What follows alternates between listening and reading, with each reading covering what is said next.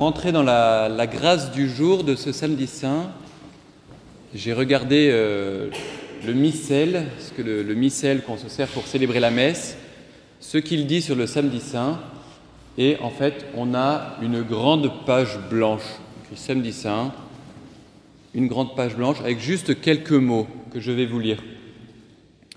Le samedi saint, l'Église demeure auprès du tombeau de son Seigneur.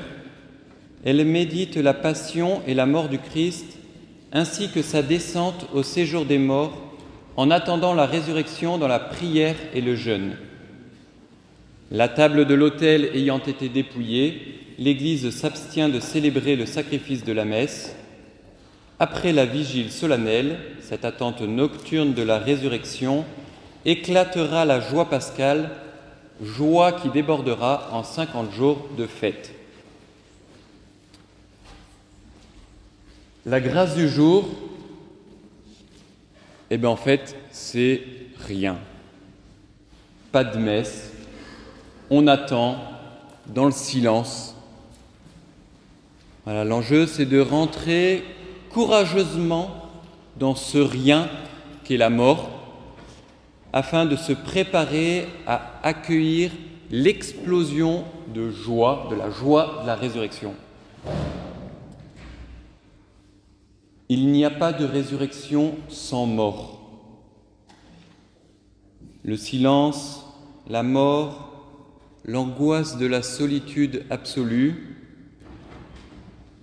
Jésus y descend aujourd'hui. Et on va lui demander la grâce de venir visiter cela en nous et nous, de ne pas nous y dérober.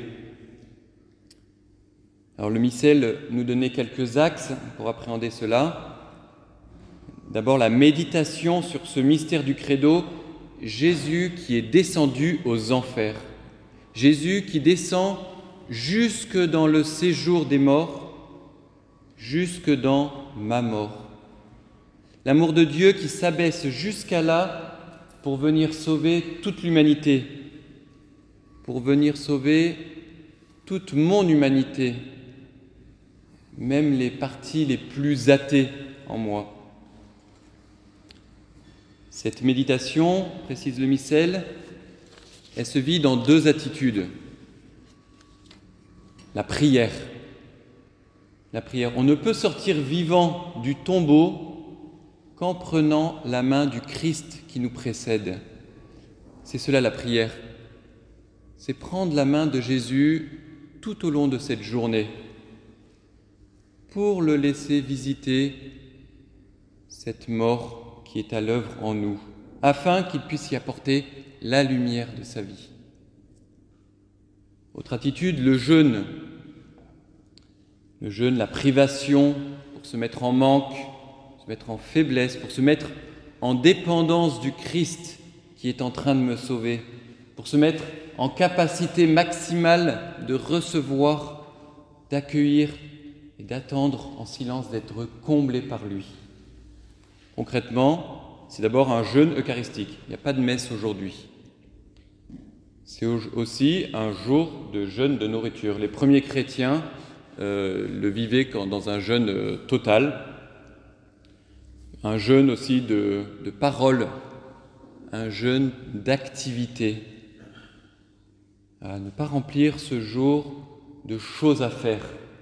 Accepter le vide, éviter aussi tout ce qui nous ferait fuir cette descente avec le Christ aux enfers, descente avec le Christ dans nos enfermements, rentrer dans un grand silence. Le grand silence, voilà l'attitude sur laquelle je vais m'arrêter ce matin, le silence.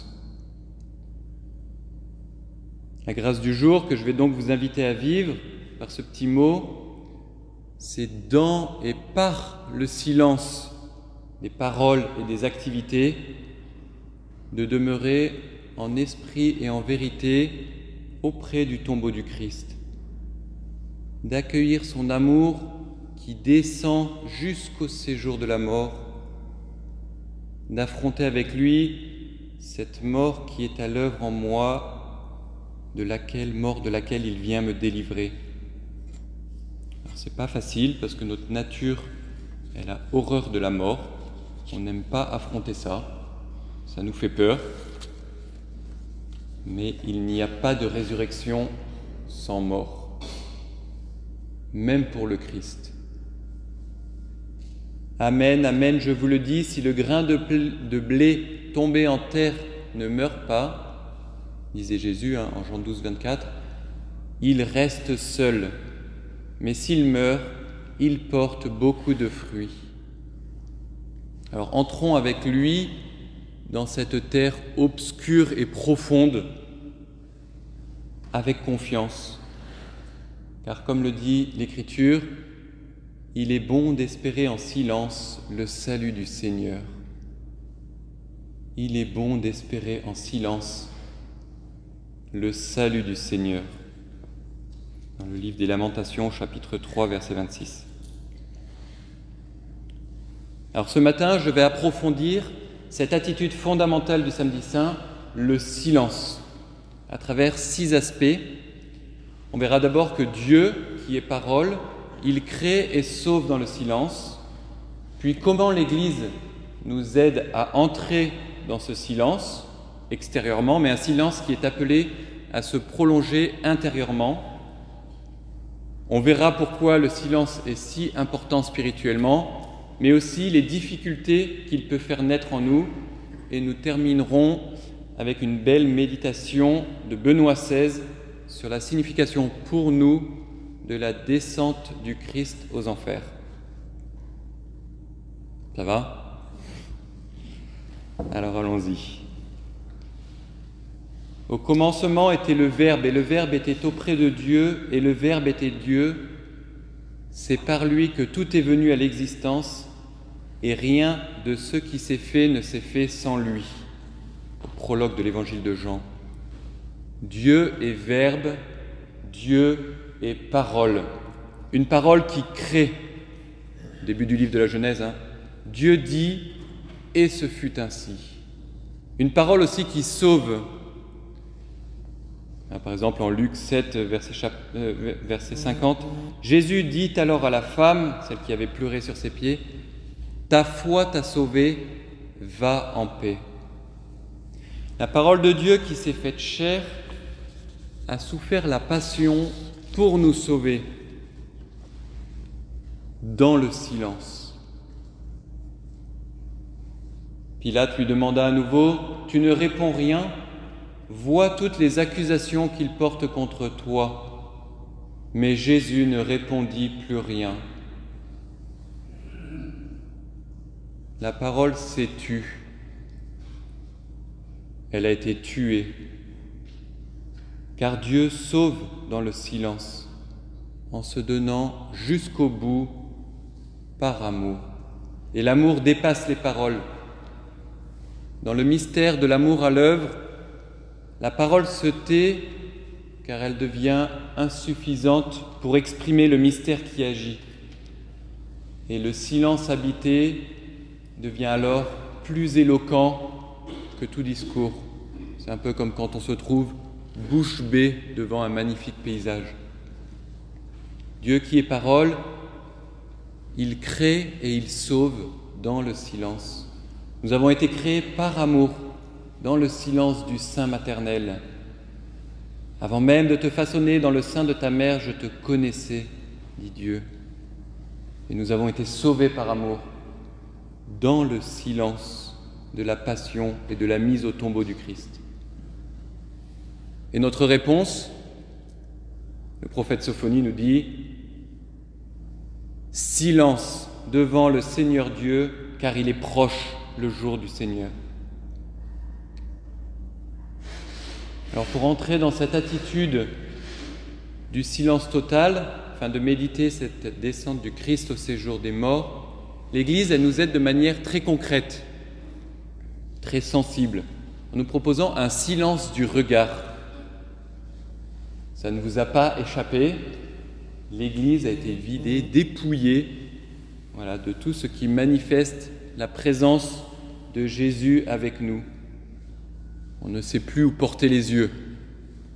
Les statues ont été recouvertes, l'autel est dépouillé de sa nappe, le tabernacle est ouvert et vide.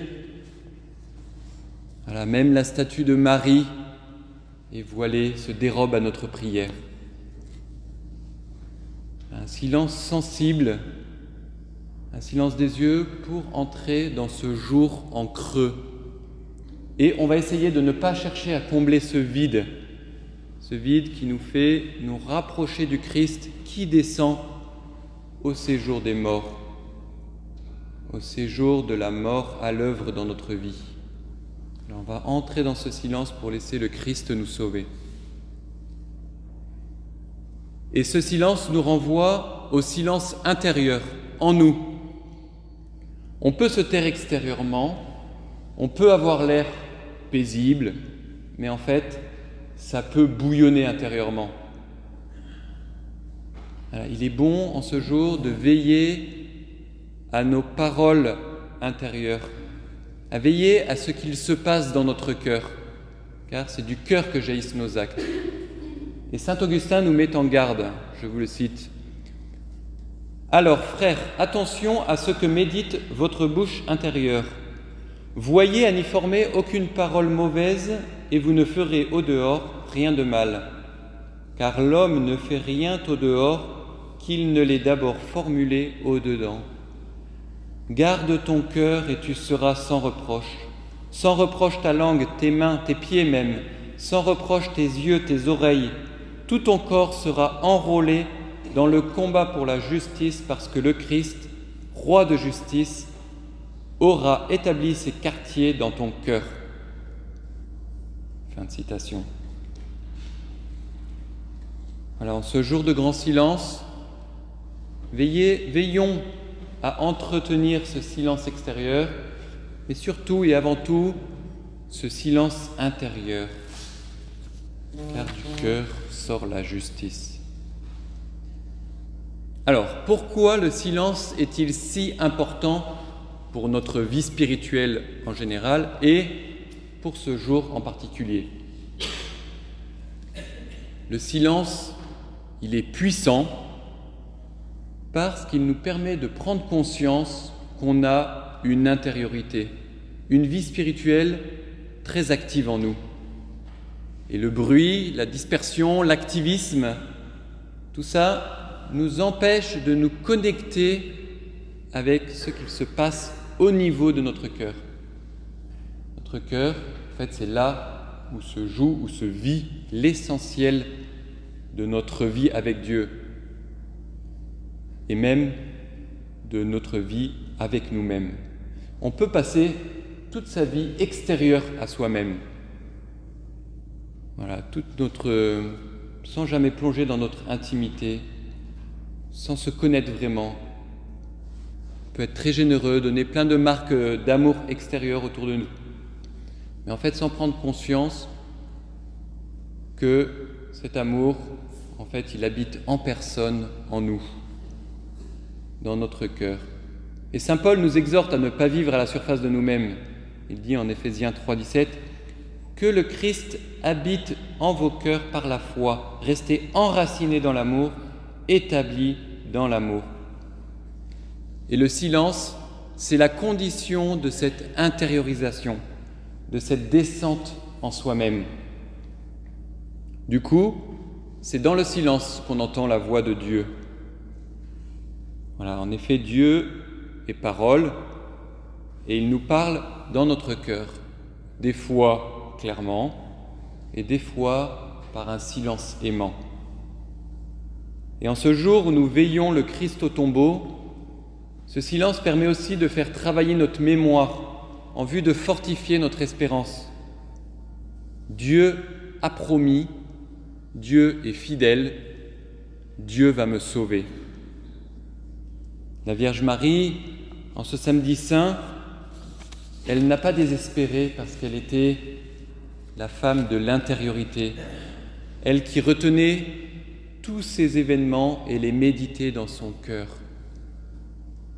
En ce jour saint, elle a repassé dans la foi toute la vie de Jésus, les promesses, dont celle que lui a fait l'ange qui lui disait qu'elle aurait un fils qui régnera pour toujours sur la maison de Jacob et son règne n'aura pas de fin.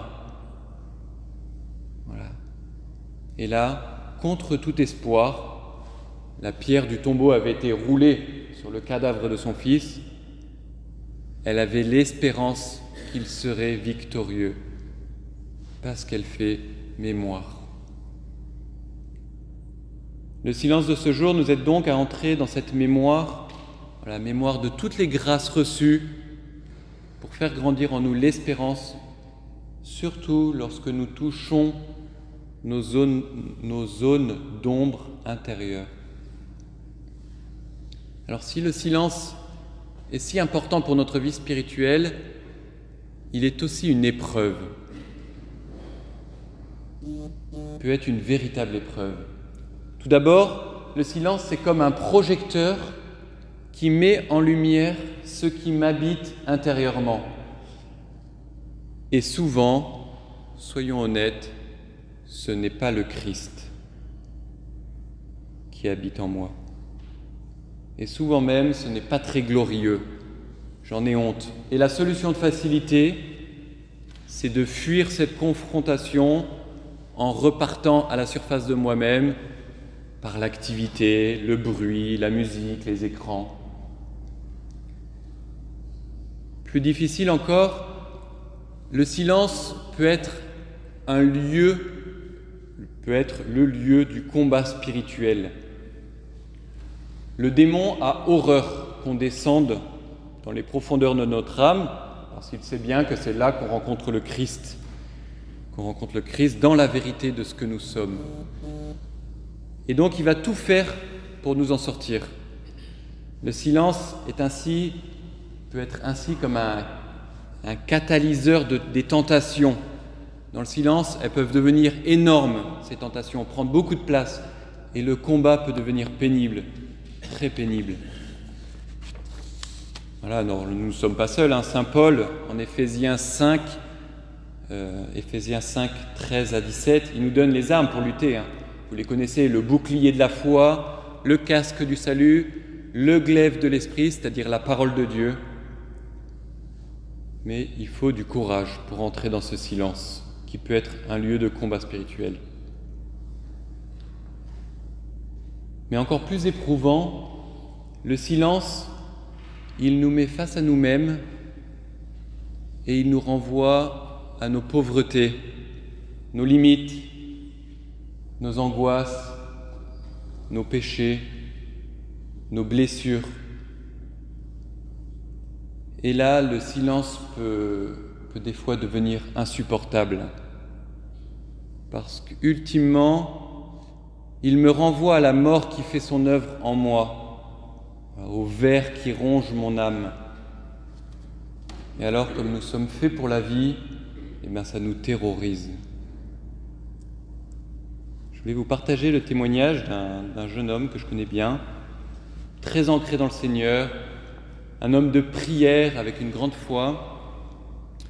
Et lui, il avait été abusé sexuellement alors qu'il était petit garçon. Et pendant des dizaines d'années, sa mémoire lui avait caché ce traumatisme pour qu'il puisse survivre. Et lorsque l'Église a remis le rapport de la SIAZ, il a reconnecté avec la mémoire de cette blessure terrible, et aussi avec toutes les conséquences de l'abus. Et à cette période, il a vécu une retraite, avec des longs temps de prière en silence.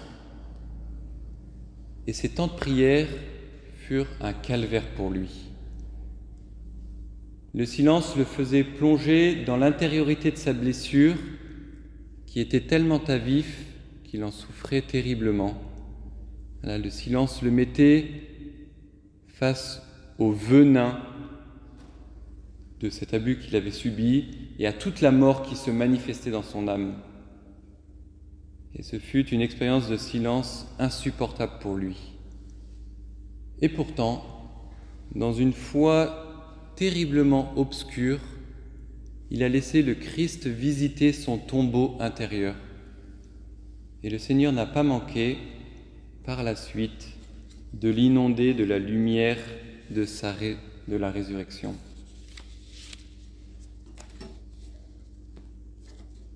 Voilà, cela rejoint la grâce d'aujourd'hui par le fait que par le silence, nous accueillons la descente du Christ dans notre mort, dans nos angoisses existentielles, pour qu'il y apporte sa lumière.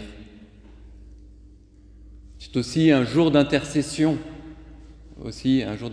pour tous ceux qui vivent cela, pour les athées, voilà, pour tous ceux qui gisent dans la mort, qu'ils soient encore vivants ou pas. Du coup, pour terminer, je voulais vous partager une petite méditation du pape Benoît XVI à ce propos. Je cite: « Jésus-Christ a partagé non seulement notre mort, mais également le fait que nous demeurions dans la mort, la solidarité la plus radicale. Dans ce temps au-delà du temps, Jésus-Christ est descendu aux enfers. » Que signifie cette expression? Elle signifie que Dieu, s'étant fait homme, est arrivé au point d'entrer dans la solitude extrême et absolue de l'homme, où n'arrive aucun rayon d'amour, où règne l'abandon total sans aucune parole de réconfort. Les enfers. Jésus-Christ, demeurant dans la mort, a franchi la porte de cette ultime solitude pour nous guider également à la franchir avec lui. Nous avons tous parfois ressenti une terrible sensation d'abandon, et ce qui nous fait le plus peur dans la mort, c'est précisément cela. Comme des enfants, nous avons peur de rester seuls dans l'obscurité, et seule la présence d'une personne qui nous aime peut nous rassurer. Voilà, c'est précisément ce qui est arrivé le jour du Samedi Saint. Dans le royaume de la mort a retenti la voix de Dieu. L'impensable a eu lieu, c'est-à-dire que l'amour a pénétré dans les enfers. Dans l'obscurité extrême de la solitude humaine la plus absolue également, nous pouvons écouter une voix qui nous appelle et trouver une main qui nous prend et nous conduit au dehors. L'être humain vit pour le fait qu'il est aimé et qu'il peut aimer. Et si dans l'espace de la mort également a pénétré l'amour, alors là aussi est arrivée la vie. À l'heure de la solitude extrême, nous ne serons jamais seuls. Je conclus. Aujourd'hui, c'est le jour du grand silence. Dans et par ce silence des paroles et des activités, nous sommes invités à demeurer en esprit et en vérité auprès du tombeau du Christ, d'accueillir son amour qui descend jusqu'au séjour de la mort, d'affronter avec lui cette mort à l'œuvre en moi, mort de laquelle il vient me délivrer. Dieu qui est parole crée et sauve dans le silence. Alors entrons avec courage dans cette attitude fondamentale pour plonger à sa rencontre dans notre cœur. N'ayons pas peur de nous ennuyer aujourd'hui, de trouver que les heures sont longues et passent lentement. Acceptons de souffrir de la mise au tombeau du Christ. Et surtout, je nous invite à nous laisser mettre en face de la mort du Christ, en face de notre mort. Regardez avec lucidité nos zones de mort, de peur, de souffrance. Alors pas dans leur morbidité, mais avec confiance en Jésus qui vient les visiter, parce qu'il veut y apporter sa vie de ressuscité. Souvent, on prie facilement quand tout va bien, par gratitude, mais on a plus de mal à prier dans les épreuves. Et encore plus à offrir nos zones d'ombre, de honte, d'angoisse en nous.